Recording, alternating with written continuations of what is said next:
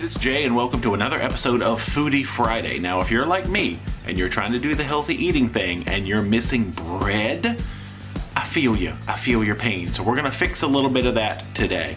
We're making a recipe that has been floating around the internet lately called 2-ingredient dough, and you literally need 2 ingredients. And those ingredients are plain, non-fat Greek yogurt. Don't get the vanilla stuff, the plain stuff. And self-rising flour, which technically is flour plus some extra ingredients, but hey, by our math, 2 ingredients. So let's make some dough. So we are starting in a small to medium-sized mixing bowl with 1 cup of the yogurt and 1 cup of the flour. You will stir until combined. You can do this in a stand mixer, but laziness, I just do it by hand. So once it starts coming together, you can take it out and just sort of knead it until it really starts forming a nice dough. If it's too firm, you can always add a little water. If it's too sticky, you can add some more flour. Truth be told, mine usually ends up on the sticky side, so I probably end up adding about another 1/8 cup of flour into this recipe just to get the dough to the consistency that I like. But you should be able to pick it up, mold it around, squish it, smoosh it a little bit, and not have it be too sticky. So now you have this dough. What are you gonna do with it? Well, you could just cook it as it is, and the consistency is kind of like a biscuit when it's cooked. So that would be good and all, but let's explore some further possibilities of what you can do with your magical dough. We are gonna start by making some bagels. So if you take your dough and you separate it into 4 equal-sized pieces, and then form those into round bagel-like shapes. You can either use the log method and you pinch the ends together, or use the poke a hole in the center method, whatever you're more comfortable with. We will take a baking sheet lined with foil and give that a healthy dose of cooking spray, and then apply our bagels to the tray. We'll take 1 egg and give that a good whooping to make an egg wash, and gently brush the tops of the bagels with said egg wash. I only ended up using about half of my egg.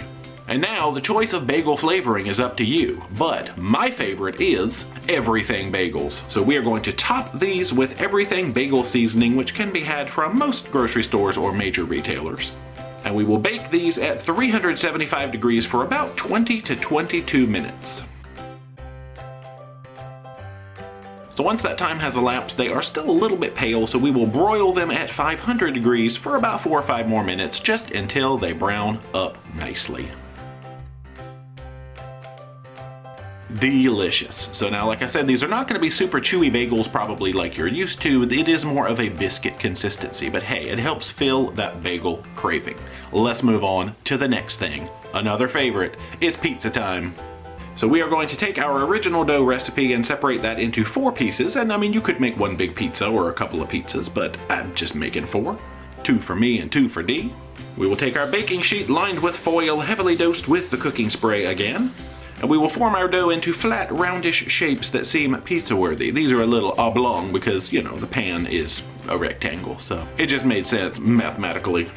And we will bake these at 375 degrees for about 18 minutes. Now, while the pizza crusts are getting their bake on, we need to talk sauce. You can use any canned, bottled, store-bought sauce that you like, or I just decided to make my own because I had the ingredients laying around the house. I combined 8 ounces of tomato sauce, 1 tablespoon of Mrs. Dash, 1 teaspoon of dried minced onion, a ½ teaspoon of garlic powder, a teaspoon of salt, stirred that together with a spork because it was handy and why not, and boom, pizza sauce. Now you could assemble this recipe in a pot, put some heat under it, let it bubble and simmer away a little bit, blend and mellow out those flavors, and it would probably come out a little bit better. It was a little bit strong for my tastes, but it did okay. So we will remove our crusts from the oven and add our choice of toppings. We're gonna make 2 traditional pizzas, just a couple of spoons of pizza sauce on each crust, and about a 1/4 cup of part skim mozzarella cheese, and a few turkey pepperoni. We're also gonna make 2 Mexican pizzas today, so we'll use a couple of spoons of picante sauce, and about a 1/4 cup of a Mexican cheese blend. And we'll bake these for about 5 or 10 more minutes, just until the cheese melts, everything browns up, and looks deliciousified. And boom, you have pizza. Love it. Now, of course, what you need next is dessert. We can't leave dessert out of this, so we're gonna do a slight variation on the dough to make it sweet, and then see where we can go from there. So we'll start our dough out with the 1 cup of yogurt and the 1 cup of flour, but we will add 1 teaspoon of vanilla extract and 2 tablespoons of granulated Splenda or low-calorie sweetener of your choice. Stir that until combined again, knead it until the dough comes together again, adding the flour or water to get the consistency you like again, and divide the dough into 4 pieces again. So we'll take our baking sheet lined with foil and dosed with cooking spray and form some flat roundish shapes again, just like we did to the pizzas. And we could bake these the same temperature and time that we did for the pizzas, maybe a little longer because we did put those back in the oven. This dough is not very picky about time and temperature, so we're actually going to burn these a little bit hotter. We'll bake these at 425 degrees for 10 to 12 minutes until they just start to turn light golden brown. There we go, light golden brownage has been obtained, and we'll take these out of the oven and let them cool for about 10 or 15 minutes. And now it is time for some toppings. We just happen to have some leftover yogurt cheesecake. You can see that video that we made on the channel a couple of episodes ago. It's basically a mixture of Greek yogurt and sugar-free cheesecake pudding. And we're using 1/8 of that recipe as we made it in the video. We'll apply a couple of spoonfuls of a whipped topping and arrange some fruit of your choosing on the top. We happen to have strawberries and grapes lying around the house, so that's what we used. Just chop them into bits and place them delicately and beautifully atop the crust. You can probably make yours a little prettier than I ended up making mine, but it's all about taste, really, as long as it tastes good, you know? And that is it, 3 applications for our 2-ingredient dough. Does that make it 6-ingredient dough? 3 times 2. No, 2-ingredient dough. So anyway, let's see how we did on the nutrition front.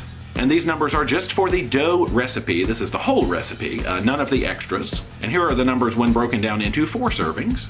And how did we do at the register? Again, this is just for the dough recipe. Beautiful. This is such a versatile recipe, and there are so many uses for this dough. We might do another episode in the future, who knows? But I figured this was a good starter crash course in 2-ingredient dough.